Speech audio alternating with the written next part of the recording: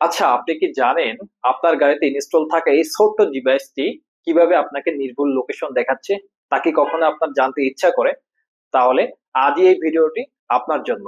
বর্তমান যুক্তরাষ্ট্রের GPS global position system 31টি নেভিগেশন স্যাটেলাইট সক্রিয়ভাবে কাজ করছে, যার মধ্যে 6টি কক্ষপথে বিস্তৃত আছে।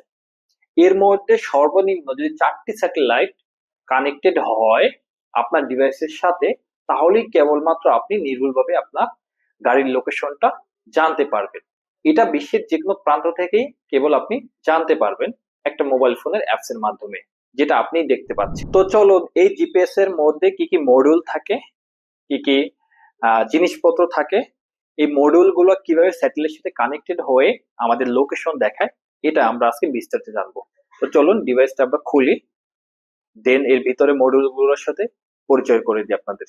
এই জিপিএস ডিভাইস মূলত দুইটি প্রযুক্তির সমন্বয়ে কাজ করে, একটা জিপিএস মডিউল, একটা জিএসএম মডিউল। জিপিএস মডিউল মূলত স্যাটেলাইট থেকে ডাটা কালেক্ট করে, এবং জিএসএম মডিউল মানে সিম, যেটা সিম থাকে, সিম মডিউল, এটা আপনার লোকেশন টাওয়ারের সাথে কানেকশন করে সার্ভারে ডাটা পাঠায়। আমি এটা বিস্তারিত এক্সপ্লেন করছি। আচ্ছা, আমার হাতে দেখতে পাচ্ছেন একটা সিম কার্ড। আপনারা জানেন প্রতিটা ডিভাইস একটা সিম কার্ড সেট করতে হয়। তো এই সিম কার্ডটা আমি সেট করে দিলাম এখানে। সেট করার পর এখন এই সিম কার্ডের কাজটা কি? মূলত সিম কার্ড থাকে জিপিএস মডিউলে, এবং এই জিপিএস মডিউলে অনেক সময় অ্যাডজাস্ট থাকে, অনেক সময় ভিন্ন ভিন্ন থাকে।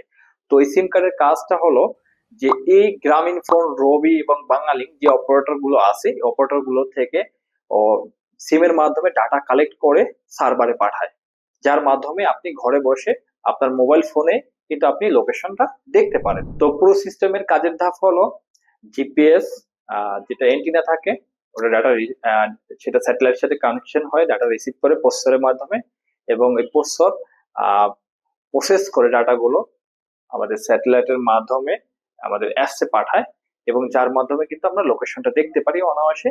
এবং মূলত প্রসেসর প্লাস জিপিএস এন্টিনা, কয়েকটা রেজিস্টর, এগুলো নিয়ে কিন্তু একটা, তার সিমের স্লট মানে মাইক্রো কন্ট্রোলার, এগুলো সবকিছু নিয়ে কিন্তু একটা জিপিএস গঠিত হয় বা তৈরি হয়।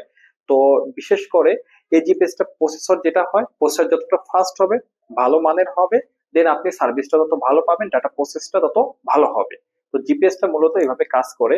আরো বিস্তারিত ইন্টারেস্টিং জিনিস জানতে অবশ্যই আমাদের সাথে কানেক্ট থাকবেন। আজকে এই পর্যন্ত।